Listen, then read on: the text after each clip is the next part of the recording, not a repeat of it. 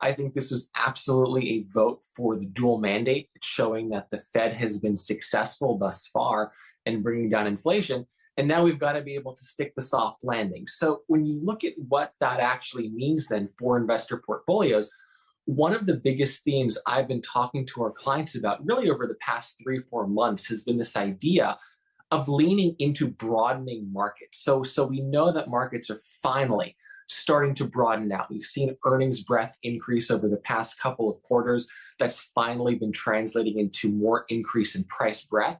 And I think this move and the fact that we finally started this cutting cycle, I think it signals that this market breadth, the fact that the economy is in a good enough place to continue moving forward, I think that's going to continue to expand. So I've been suggesting looking into more cyclical parts of the market, like industrials, certain parts of real estate, and also more rate sensitive plays that are tied tangentially to the artificial intelligence plays, like power build outs in the grid. So utilities come to mind. So I think there's a lot of opportunities for investors in cheaper parts of the market to start to lean into and rotate there and finally ditch cash, because cash unambiguously underperforms in all rate cutting cycles. And I think should be the wake up call for investors to really do so if they haven't already. Matt, we're looking at a picture of the dots, and the dots are all important, not just the 50 basis point rate reduction we had yesterday, but the 200 basis points down in the pipeline as well. What is that suggesting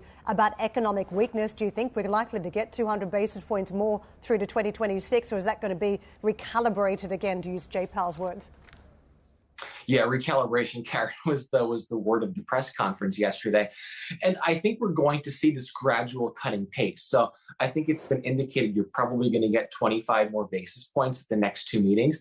I don't see why not. For the past 3 interactions we've had with Powell, he's talked about this being a process, not a one-time event.